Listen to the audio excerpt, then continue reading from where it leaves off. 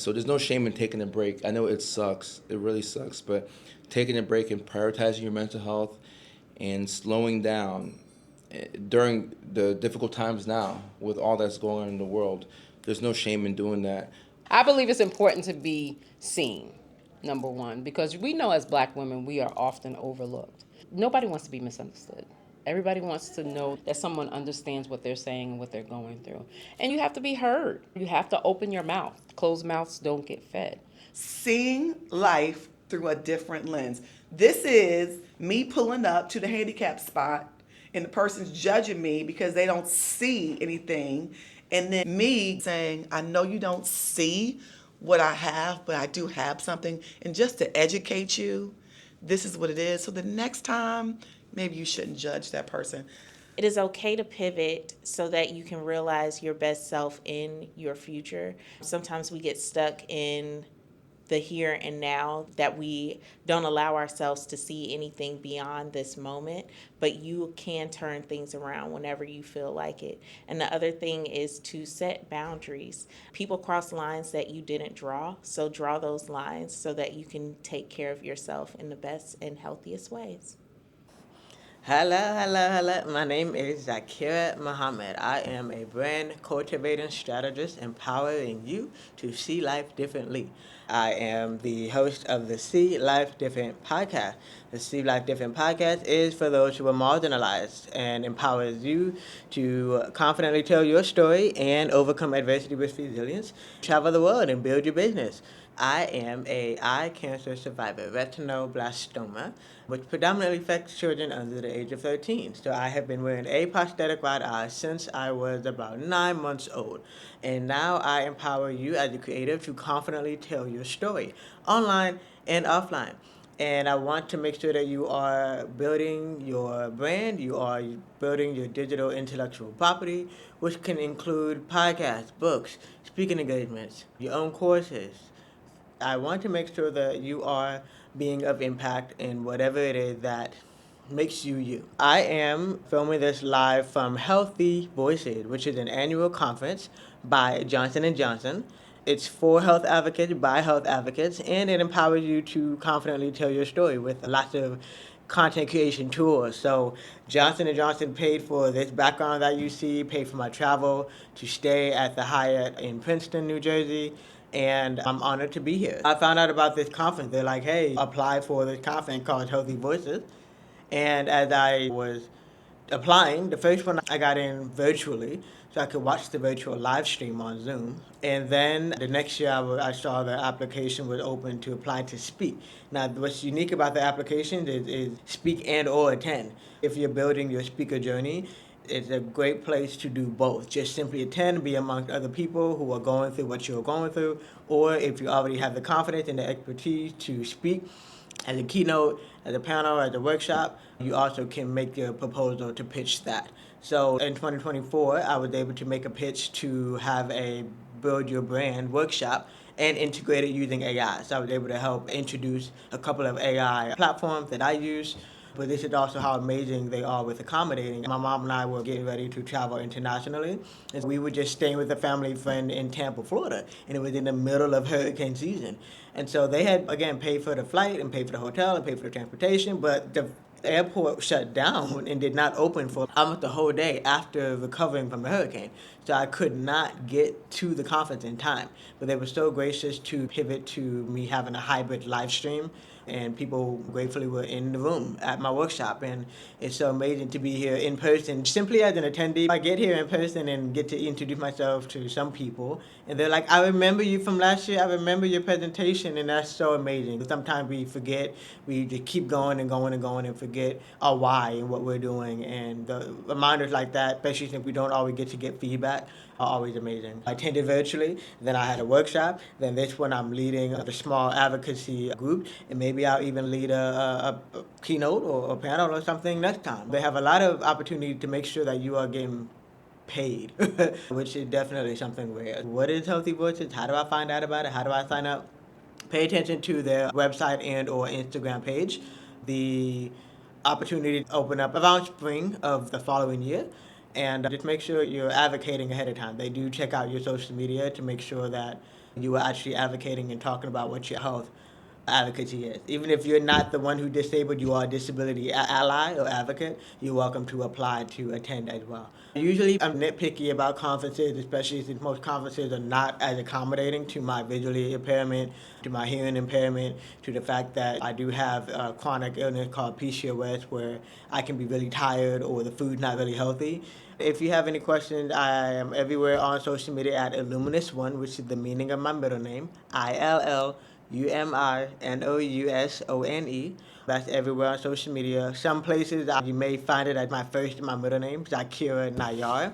So Zaakirah, Zaakirah, and my middle name is Nayyar, Nayyar, and then my last name is Muhammad, Muhammad.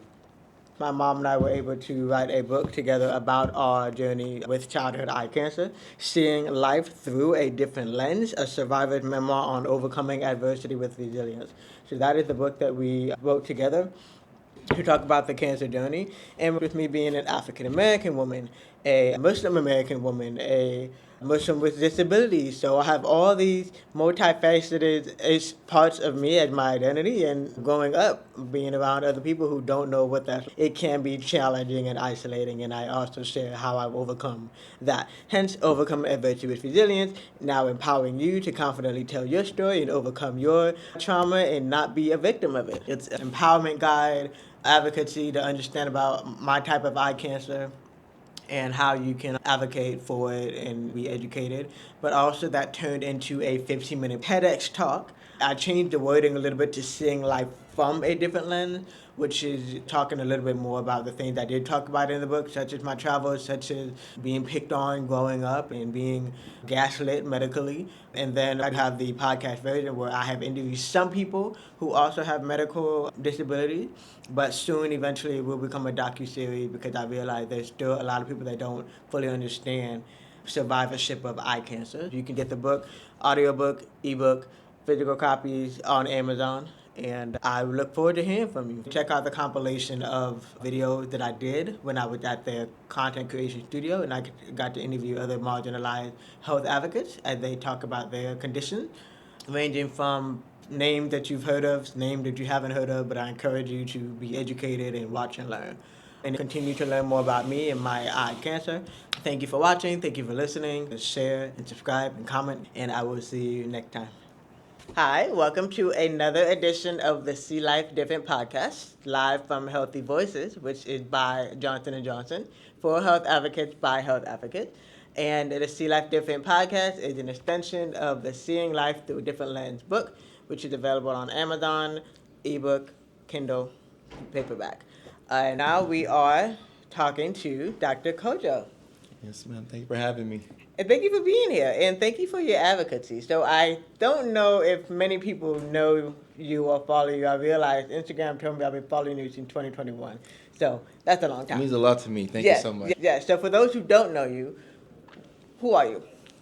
Well, I am a mental health advocate.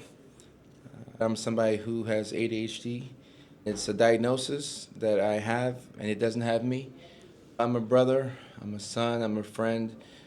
I'm a content creator, I'm a comedian, I'm an actor, I'm a doctorally prepared mental health nurse practitioner, but mostly I'm a human who deals with human conditions, and I do my best to use my experiences and the things that I've learned along the way to help people understand themselves a little bit more. You are also Ghanaian American. That's correct.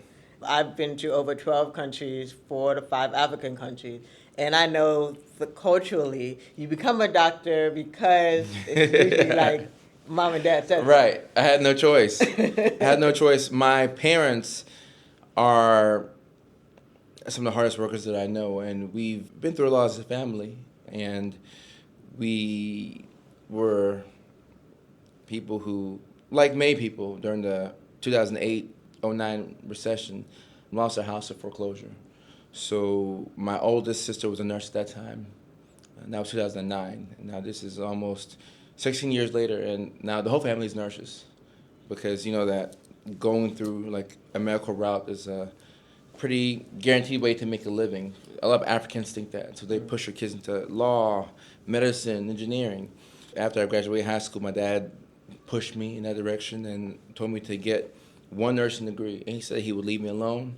He did not leave me alone. So I got the associate's degree, and I got my bachelor's, and I got my doctorate in nursing practice, specializing in psychiatry. So a part of me did do it, and I got a doctorate degree for my parents. Little did I know that degree that I got would help me connect with so many people. So my parents were right in the sense that go to school and get your education. But fortunately for me, I was able to spit it into something that provides value to not only my patients, but also millions of people around the world. It's been a blessing. It's both comedy and social media. When did that become your outlet? It's been my outlet my whole life. I remember being in past relationships and going through it, or being in dark spots in my life and turning on TV and looking at comedians, or Like who? Chris Rock. Okay. Chris Rock. That's my childhood favorite comedian. As I became older, I gravitated towards Dave Chappelle. But looking at people who could take their painful experiences and turn it into something that could help other people, that became my way of relating with others and just getting through hard times. And obviously with social media, I remember when Vine came out. I was working at the psych hospital as a nurse at that time, and it's a very stressful job because you're dealing with true psychosis, people who are hearing voices, seeing things. They've been up for days. Sometimes they're aggressive. Sometimes the behaviors that they exhibit, it could scare the average person. So I'll go to my car during the lunch break, and I'll just be scrolling through Vines, these short social media videos, and that would give me relief for the day. And I'll be laughing at most of them. Mm-hmm. So when I got on TikTok, I naturally started to make those videos, the ones that I enjoyed when I was a bit younger. And it's been a great way to just lighten the load. Humor is a great way to connect with people and say things that you couldn't say otherwise. And you're doing a great job of advocating for a lot of different abilities. One of the ones that I definitely see more on my feed is the autism. Right. There's so many people, I go through your comments too, there's so many people who are like, wow, I'm undiagnosed. Like, how do you're speaking right to me. How do you feel about those kind of comments? Those comments make me feel good, and some people would say that my videos make people think that they have conditions that they don't have. And certainly, the millions of people that watch my videos, some of them don't have autism, and they could think that they have it. But there are a lot of people who are undiagnosed, and they can relate to the videos. And the things that they see in the videos, they feel like it's a literal script from their day-to-day life. And at the worst, if you see those videos and you see the symptoms and you feel like you can relate to it, you will go to a healthcare provider and you'll get assessed. And maybe you don't get the autism diagnosis, but you can get another diagnosis that helps you understand yourself a little bit better. So I think it's a net positive. And then there are a lot of people who think that they have undiagnosed autism. And after watching the videos, they go in and guess what? They actually have it. And they come back and they say, thank you so much. I started watching your videos. And that was the first step to me getting a diagnosis and getting the proper help. So I take a lot of pride in that. And I feel so grateful that I'm able to be part of people's stories. Because when they get that diagnosis, they're going to tell people, I was watching this one guy's videos, and then it made me think that I could have autism, and I went to the doctor, and then they referred me here, and it turns out that I had it. And it saves a lot of marriages. It saves a lot of business relationships. And some people are able to understand and liberate themselves of so much guilt and shame when they know that they have a diagnosis. So there's a lot of pride in the work that we do. However comedic the videos appear to be, that is intentional. But the fact that you can take a good message away from it means a lot to me. We are at HealtheVoices, which is all about health advocacy. How are you feeling about it? I feel great. I've worked with Johnson for almost 2 years, and I didn't know that this event existed. I know that different companies have conferences, and I know that's a thing, but this is my first time being invited to HealtheVoices. I've been overwhelmed by the positivity that I've seen here. It feels as if it's a family. People know each other here. People remember people from prior years. And it's just such a novel concept to me, to even the badges that we have, putting a green dot on there if you're a hugger. I'm a hugger, but I live in Los Angeles, California, and by becoming a public figure, I can't just hug people. Yeah. Like some people may not want to be touched, or people have sensory sensitivities, or sometimes you just don't know how far you can go with somebody. So the fact that they've identified a way to see, oh, this person's a hugger, this person may not want to be hugged because of whatever complication that they have, or maybe they just don't want to be hugged. Everybody has that bodily autonomy. So how they do things here is neat to me, and it is a family. And people feel like they know each, and that's super cool to me. So I feel so blessed that I've been invited to this conference, that I've gotten to meet people like you and people coming up to me and saying what the videos mean to them.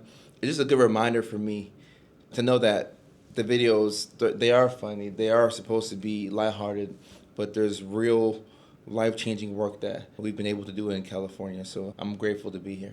It's my first in person, but to attest to how accommodating they are, I was supposed to speak last year, branding and AI and storytelling, and I was staying in Florida at the time, and it was hurricane season for Florida. Yeah. So I was ready to go to the airport, and the airport did not open, and I kept emailing and texting Johnson and Johnson. They're like, no worry, we'll make it virtual. They're very accommodating in that manner. Wow. And your people are good. That was the hurricane that hit like Tampa last year?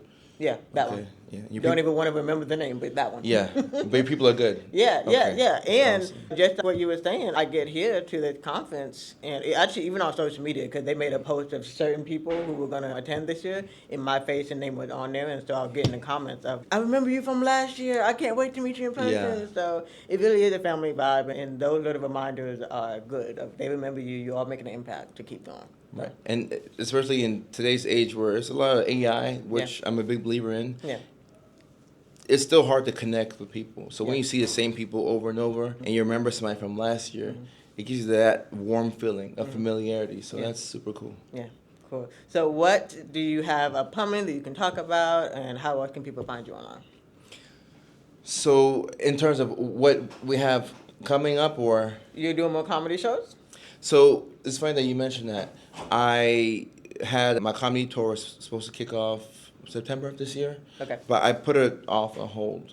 And I didn't realize that I was traveling so much. My girlfriend had to sit me down, and she was like, look, you're gone these weekends and you're not getting this much sleep. So I had to take my own advice, which I hate doing. Yeah. And I canceled the 3 cities that we had, Atlanta, Houston, and Dallas. So I've prioritized my rest. I feel ready now. I'm ready to get back in the game. But the rest of the year, we're taking it off. There could be a comedy show that we could do early December in Vancouver, Canada.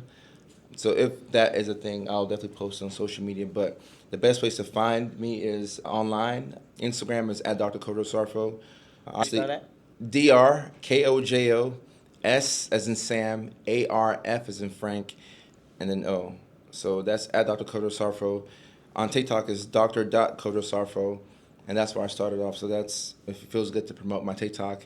Also on Facebook, that's our fastest growing platform. That's facebook.com/Kojo/Dr. Kojo Sarfo. But most people use Instagram as the hub to figure out what people are doing. And I definitely post all my comedy shows on Instagram. That's the best place to check me out. And when I do re-announce my tour for next year, I'll definitely let people know what the plan is. I do plan to start off in Houston because that was the original plan for this year. And Houston's a very special place to me. So I would like to start the tour off in Houston, Texas. But all that information, along with the information to purchase my book, Feeling Good, which is a mental health workbook. It can help you work through your feelings and emotions. All that can be found on my Instagram. The link in my bio on my Instagram can take you to all these different places. There's one more place that I saw on your Instagram. You're starting a neurodivergent community? Yes, so the neurodivergent community that we started, I have a Discord as well. So what I did is the neurodivergent community. I'm happy you asked about that. Thank you. It means you've been keeping up with this. That makes me excited. So we had 2, the neurodivergent community, then we had the Discord. And the Discord is already a community. So one thing that I've really been working on is I've been working on making things more concise. As somebody who has ADHD, I tend to be long-winded in my explanations, or I tend to do 7 different things that could be reduced to 2. So I had the Discord community, and I have the neurodivergent community, which was a paid community. The Discord was free, and there's more people on the Discord. So we canceled out the paid neurodivergent community, and now we have the free Discord. So there's a free Discord. The link is in my bio on Instagram. And I want people to go there and meet other neurodivergents and meet people who have similar stories. Because if you're lonely in Topeka, Kansas, there may not be anybody who's in your area but you might connect with somebody from Charlottesville, Virginia, or somebody from Los Angeles who has a similar story to you, and that can make you feel a little less alone. So the Discord is a free community, and that link is in my bio. And I'm happy that you brought that up. Yeah. I'm excited. That turns me up. Yeah. So anything else you want the people to know? It's getting darker. We're getting to the point where we're firmly in that seasonal depression part of the year. So I want people to know that if your capacity is reduced at any point, especially now, to give yourself some grace, and that there's no shame in resting. I've had to slow things down because I didn't realize that for the past 16 months, maybe 2 or 3 weekends out of the month, I'm flying somewhere, I'm sleeping on planes. It didn't occur to me until people around me had to help me out. I didn't realize that my dog had been in Georgia for almost 2 years. My parents taking care of the dog because you can't really travel with a dog. It's been good to take a step back, and I've been able to sleep better, and I feel calmer. I feel more regulated. I hate the fact that I had to take a rest. I hate it. I hate taking breaks. I hate it so bad. I hate the fact that I couldn't get to the Riot Comedy Club in Houston for the headlining show. I had everything prepared, but it just goes to show that there's no shame in taking a break, because I've been able to connect more with family. And my niece, her birthday, so I got to call her and see what she wants. I'm able to be more present for my people in my life. So there's no shame in taking a break. I know it sucks. It really sucks. But taking a break and prioritizing your mental health and slowing down during the difficult times now with all that's going on in the world, there's no shame in doing that. And it's a marathon. It's not a sprint. Just know that regardless of what appears to be happening around you, if you slow down and make sure that you're good, you can do anything. But if you're too busy taking care of other people and other extracurriculars, it comes at the cost of your own mental health and sanity, that you could be in jeopardy. Well, thank you for your vulnerability. I appreciate you. Thank you so much. Thank you. So this has been another edition of the See Life Different podcast, and we'll see you next time. Take care.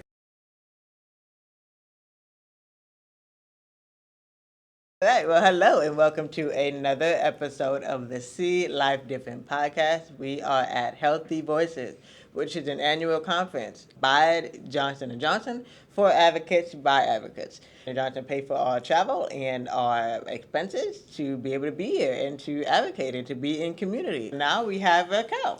Hi, how are you? I'm good. How are you? I am so good. My name is Raquel Dozier. I'm a lupus advocate. I also have rheumatoid arthritis and type 2 diabetes. So I advocate for a few different things. So tell us more about lupus. Okay, so lupus is an autoimmune disease. And what that means is that my body does not know how to recognize the good from the bad. So it attacks everything. And it attacks my internal organs, and attacks my skin, my joints, my muscles. And it's just so difficult to live with. But we all know that. We all know that all of our chronic illnesses are so difficult to live with. So lupus is an interesting disease because it mimics so many different other diseases. So it's very hard to diagnose. It takes about 2 to 6 years to get diagnosed properly. I first had rheumatoid arthritis. And then when lupus attacked my internal organs, which was my intestines, that's when I got the firm diagnosis about 1.5 years, 2 years later for lupus. And later on, 2019 or so, type 2 diabetes due to the steroid use that I was trying to deal with lupus. You created Lupus in Color because? Look, I'm going to tell you, I created Lupus in Color because when I moved from New York to Virginia, I didn't see anybody like me. I didn't see anybody that had lupus. I didn't know anybody that had lupus.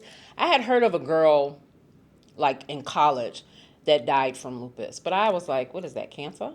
So since I didn't see anybody that looked like me, that acted like me, that I could even have any type of understanding for, I decided to make my own so that nobody else would feel the same way that I felt. And that was lost. And from what I can gather, it's still pretty marginalized, lupus, the Yeah. statistics from what you gather? Yeah. I have a brother who has lupus. Wow. We're half siblings, and he's 7 years older than me, so we didn't grow up together, but there have been many occasions where I would be in town, in Atlanta, Georgia, where my siblings are. I'll be in town and be like, hey, I'm coming to see you. He's like, nope, not today, it's a Not flare-up day. today. Yeah, if I'm flaring, nope, just leave me alone, It's a disease of flares, but it can be controlled to some degree. Now, we all know with any chronic illness, you can do everything right and you're still going to flare. Something's going to still happen with your disease.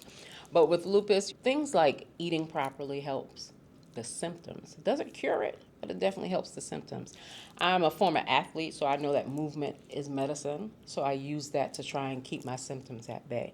But sometimes I do all that I can do, and the flares come. And that's just the nature of chronic illness in itself. So here we are at Healthy Voices. And how many times have you been coming? This is my third year. 1 year, well, actually it's my fourth year because 1 year was online, and then 3 years coming. So what is your advice for those who are thinking about coming to the next one? Do it. Do it. It's a unique experience that really will help you understand your own chronic illness as you talk to other people that have chronic illnesses and deal with the same issues that you deal with. You will not be alone, and you will feel so at home, and you will feel seen, heard, and understood here. There you go. And isn't that a motto you follow, by the way? Yeah, it is. It is. I believe it's important to be seen, number one, because we know as Black women we are often overlooked. And nobody wants to be misunderstood. Everybody wants to know that someone understands what they're saying and what they're going through. And you have to be heard. You have to open your mouth. Closed mouths don't get fed. So we have to learn how to advocate for ourselves in the proper way. And so this book is here because that is the name of the podcast, but also that is also something that we talked about in the book. So this book is written by my mom and myself. Oh, I love So it. because my cancer, it's a childhood cancer, I was too young to even advocate for myself. My mom had to pay attention to everything. Yeah. So then what she did was journal up until I was 18, and then I add my perspective from what I remember. So Right. have a look and just tell me what you think on a first impression. Yeah. I was looking at your book the other day, actually a couple of minutes ago. Number one, and it's weird because I just went to the same page, holistic nutrition, milkshakes, smoothies, and herbal teas. A lot of people are afraid to really try different things. And it's important that we understand that holistic does not mean the removal of. It means the whole person. So I really enjoy that. I really enjoy that. I'm surprised that I actually went to that same exact page. It's calling you. You know? And we were talking about this earlier, discovering my identity. And it's hard when you're dealing with a chronic illness to find your identity beyond that chronic illness. And once you do that, once you get your mind right, then your body can follow. That's not to say that you're going to completely be cured of anything. But you are going to be able to see life through a different lens, and you're going to be able to really understand that I don't have to react to everything that happens on my journey, whether it's lupus or whether it's cancer. I can look at it in a different lens with maybe some rose-colored glasses on and start from there. Mm-hmm. So I love it. Yeah, I love it. Great. So how can people connect with you online? Online, everything, every social media, even the website is Lupus in Color. Facebook, my website is lupusincolor.com. And you'll find me if you put that at Lupus, LUPUSINCOLOR. Great. Awesome. Well, this has been another edition of the See Life Different podcast. Until next time. Bye. So, hello, and welcome to another edition of the See Life Different podcast, live at Healthy Voices. Healthy Voices is an annual conference by advocates for advocates by Johnson & Johnson, where all advocates of all kinds of health differences come together and talk about their advocacy. We have Dori Williams. Yes, thank you for having me. Yes. So go ahead and introduce yourself as if nobody knows who you are. My name is Dori Williams. I am a mom, a caretaker, and I am one that lives with pulmonary arterial hypertension, also known as PAH. Tell people what that is. What is PAH? Whenever I say I have pulmonary arterial hypertension, they always say, you have high blood pressure? And I'm like, no, high blood pressure. But what it is, my condition is basically the flow of the blood trying to go through the arteries, and it's the pressure that is pushing through the artery of the blood trying to get through. And it makes me feel like I'm winded. It makes me feel exhausted. When I go up and down steps, I'm like, so by the time I hit like 5 steps, people are like, what's wrong with you? And I'm like, it's my condition. So the blood, if you have the artery right here, and the blood just flowing all through the body, it gets to the artery. So that's what my condition is, pulmonary arterial hypertension. Diagnosed December 26th, 10 years ago. So I'm approaching my 10-year anniversary this year. I actually told my job I need to make sure they give me all so I can I was celebrate. about to say, that's a birthday right there. Oh my God, That's celebrating an anniversary. life. Yeah. Because my doctor, when I was initially diagnosed, he told me I had 5 years. He said, you got 5 years to live. And I was like, what?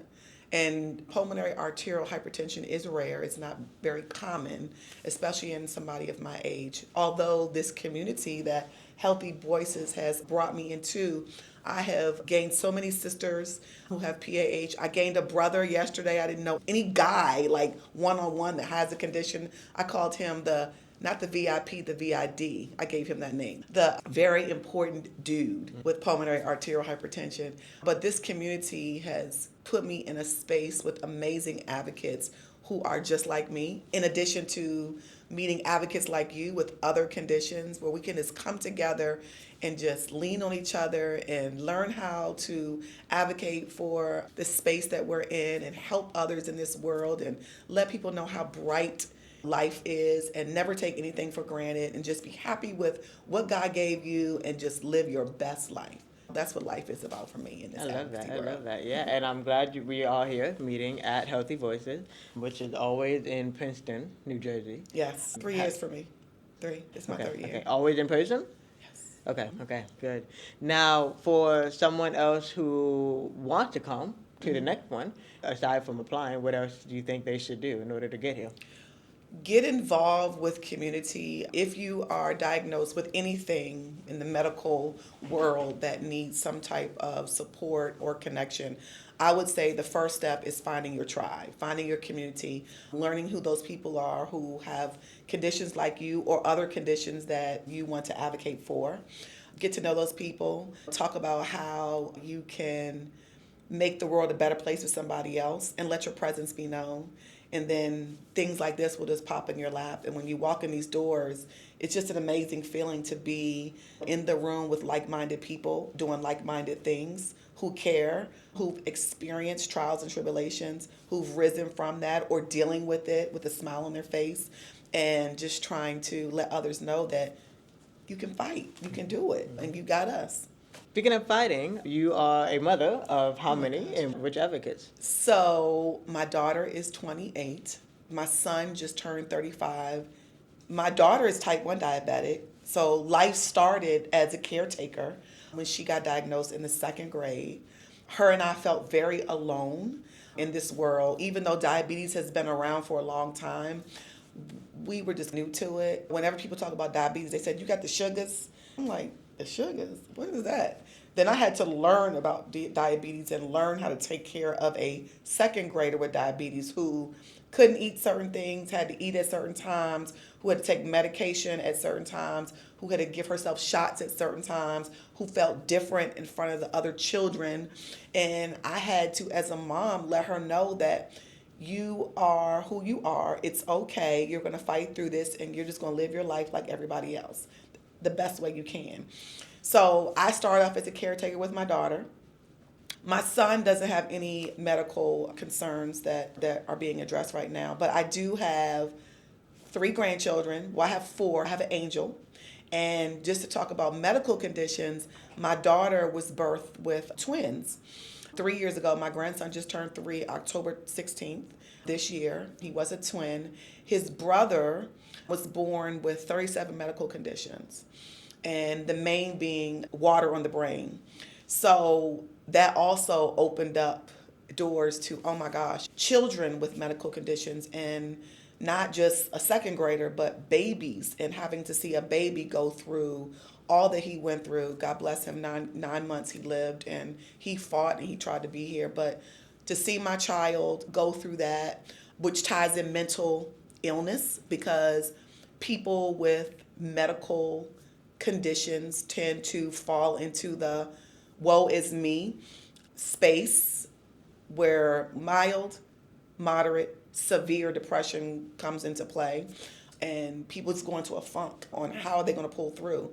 Being a mother of a daughter with diabetes, then a mother of a daughter who birthed a child with medical conditions, being a mother who has a medical condition really opened up the doors for me to say, okay, you know something, God put us here for a reason, and that reason is we need to serve people in this space and let people know that First of all, just because you have a medical condition doesn't mean you got to look like it. There are things that are present where people can see, but there are some that people don't see, and we tend to be judged because people can't see it. I'm gonna give you a perfect example, and you didn't even ask me this question. I just went off on a You're tangent. so professional and so good. I don't even have to. I'm just her audience. Oh my gosh! So like, I have a handicap pass in my cars when I pull up at the grocery store. And on those days where I'm like, okay, girl, get out this car, go get some groceries because you got to go home and cook. People look at me like, that's a handicap spot. You got that pass, and they're yelling at me, and I'm looking at them like, you don't know me. You don't know what I'm going through because you can't see it physically on me. You don't know internally what's going on in my world. And that's just very rude of you. But then on the flip side, I'm the person that says, I can imagine that you think that maybe I did get this handicap pass on a hookup or it belongs to my grandmother or my mother. But let me just let you know something. I have pulmonary arterial hypertension, and it's, even though the condition is visible in some, it's not visible in me. So you shouldn't judge me because you don't see what I'm going through. And people are like, and then it's okay.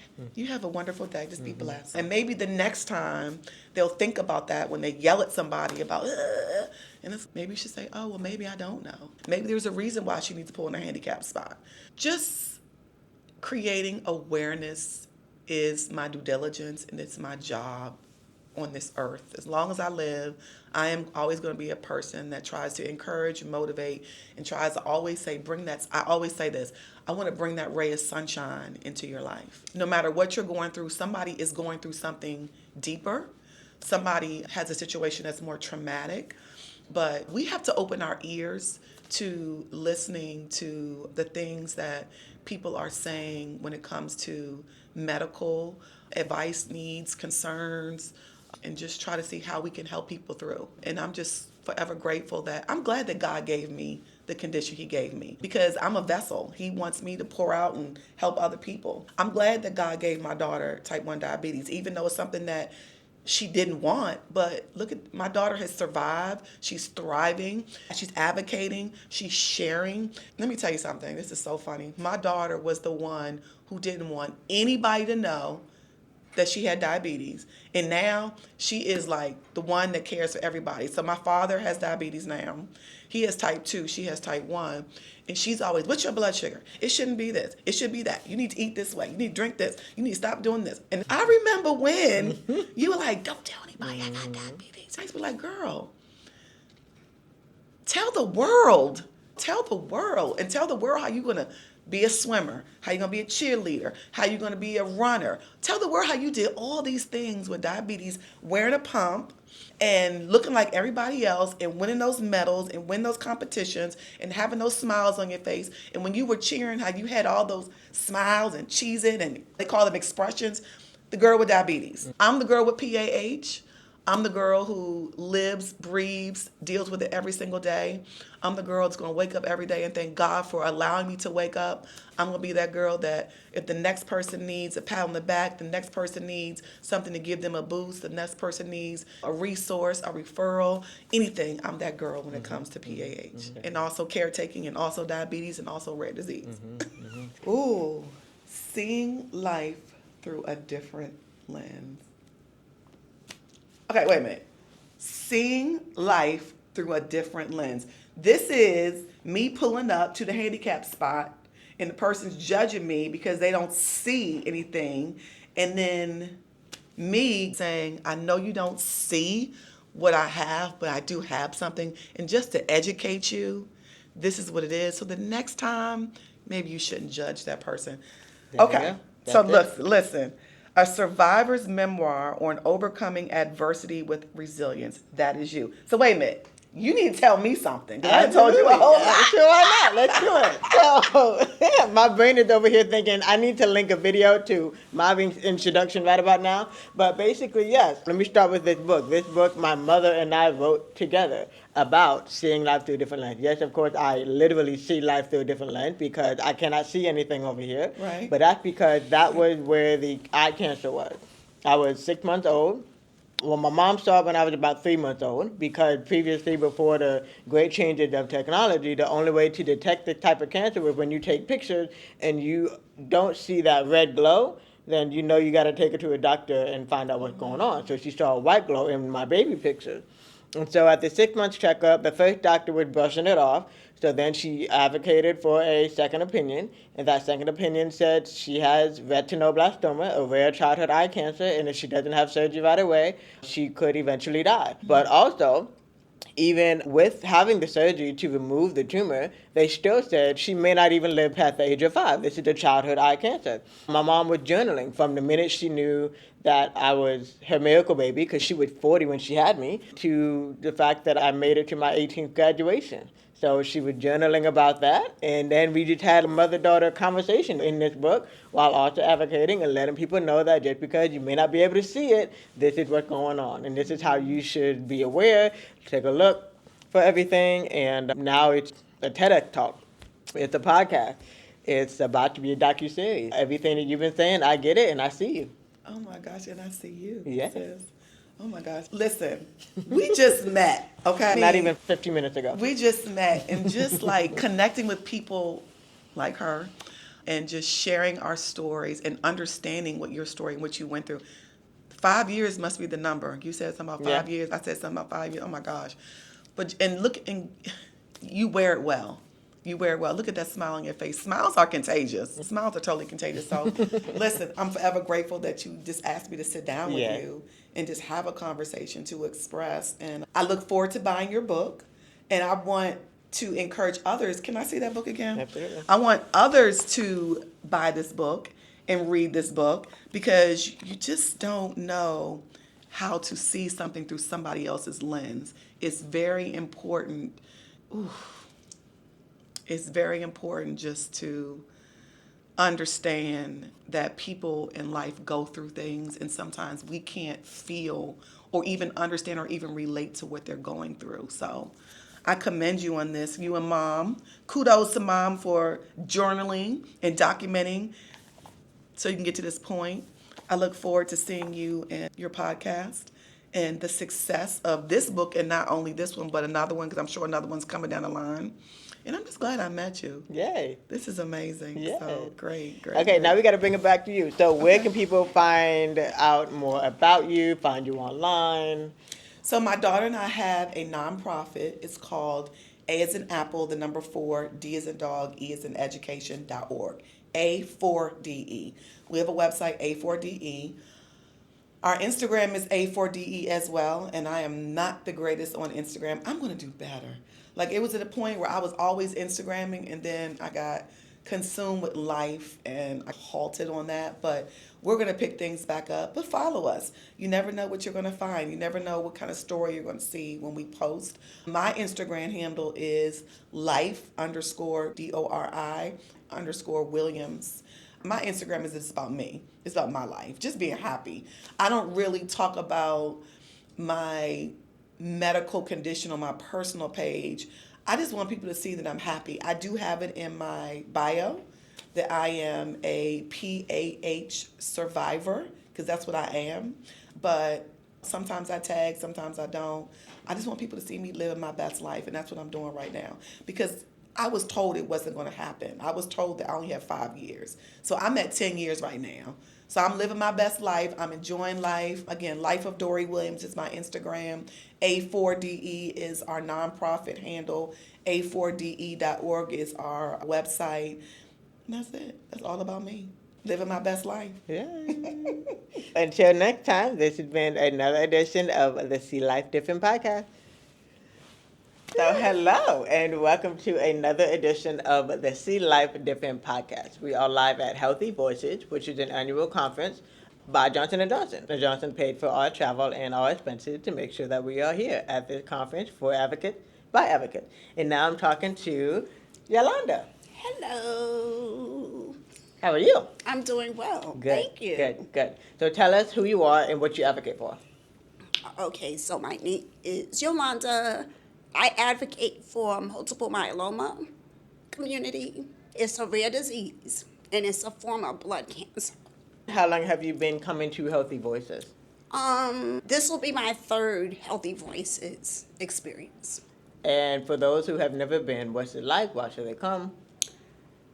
HealtheVoices is the thing is, I think if you have a vocal platform and you advocate, it doesn't matter the health community, it's a place to be, because the camaraderie of everyone is, it's a positive, it's a need, as you yourself experience vocally, it's giving of yourself in community. So it's important. It's very rare because you don't really have a lot of platforms as Healthy Voices allows us.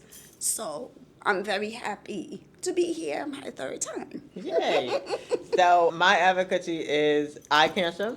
So Okay. that's the first one. And then as a result of the eye cancer, it was a hearing loss. Most of it was like on my right side. So have a prosthetic eye on my right side, hearing aid on my right side.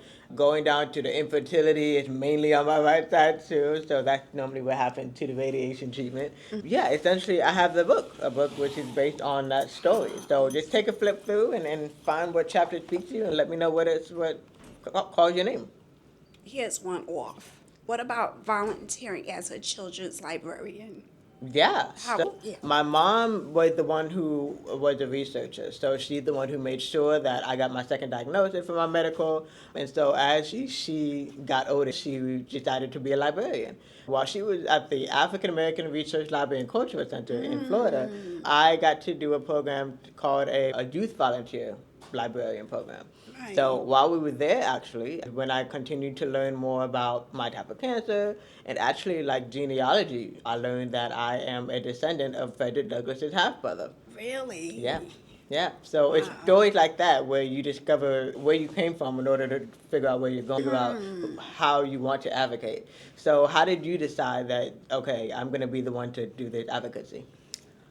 Well, it wasn't intentional. Let's put it that way. This was just something that kind of happened, if you will. It intertwines the story because my mom, she was diagnosed with lung cancer in 2010. She passed away. It was like a quick transition, like 2-3 months. And from her passing, that's what drove me into advocacy. However, I was advocating and probably didn't realize it way before. As time went on, it's okay. We've been doing this for a minute now. So I was diagnosed like over a decade ago.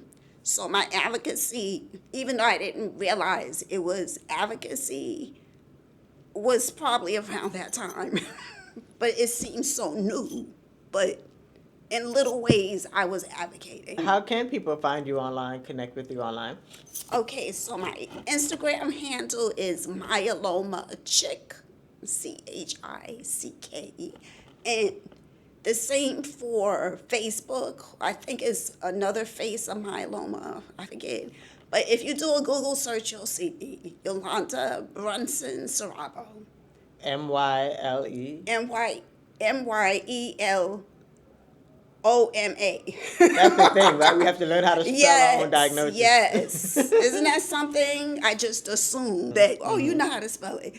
But yeah, And anything else you think the people should know? I did write a book. Oh. I wrote a book like when I was diagnosed. It was published. I'm really bad with the dates because I was diagnosed so long ago. So it's so much that has happened. I wrote a book some years back, and it's called Another Phase of Multiple Myeloma. It's about my journey with the cancer early on. And some of the things that I did, I tried alternative medicine. I share my experiences with that. Was that positive? Was it negative? But I share that in the book. And currently, I just wrote another book. So I wrote a children's book called Mama's Blood is Purple and Pink. The book is finished. It just hasn't been published yet. And it'll be available in March. Okay. So then email list, is there like a pre-release email list type of thing? It is actually, there is an email list. Okay. Okay, Yeah, so that's go me, to the yeah. website, follow social media, Yeah. and be a part of the book team, Exactly. Yes, because if you go to the website, there's a pre-order. Yeah. So that'll lead you into, yes. Perfect. So make sure you get the book. Make sure you follow the journey. This has been another episode of the See Life Different podcast. See you next time. Thank you, Zaakirah. Bye. Hello and welcome to another edition of the See Life Different podcast, live from Healthy Voices. Healthy Voices is an annual conference for advocates by advocates with all health conditions, and it's by Johnson & Johnson. So Johnson did pay for all travel just to get here safely, and now we're talking to Raven. Hi. How are you? I'm well. How are you? Good. Thank you for saying yes to be a guest. Of course. Thank you for having me. I'm so Yay. honored. So tell us more about your advocacy. Well, again, my name is Raven, and I am an advocate for mental health awareness. And I started my journey based off of my own diagnosis or my own diagnoses. And I see things from both sides of the couch. I am both a licensed psychotherapist, and I'm also someone who is journeying through my own mental health diagnoses. So that's where my advocacy started, and that's where it continues. Good. And so I'm probably jumping the gun a bit, but you are a TEDx speaker. Oh, you found that out. I did my research.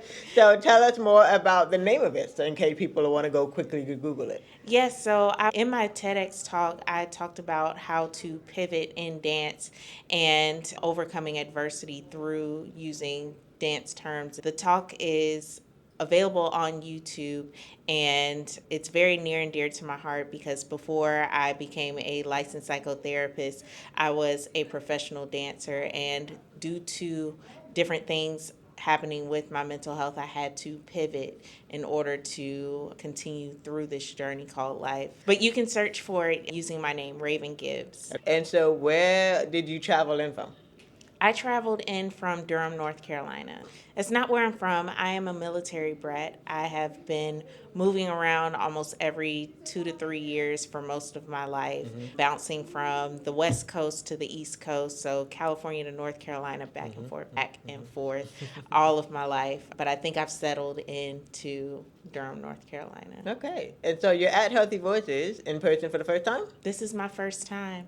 How is Yes. it so far? I have had such a good time so far, meeting new people, listening to their stories, sharing my own story, hearing about what they're advocating for and the work that they're doing. It is inspiring. I think it's the best word to describe how I'm feeling right now, just Yay. inspired. So we're talking before you speak, but you will be speaking. Yes. So tell us more about what you're going to speak on. Ooh, we're going to be talking about hustle culture and how to overcome it using mindfulness techniques, going from frenzy to focus. How did that topic come about? Because of my own journey. Most of everything that I talk about is because of my own journey.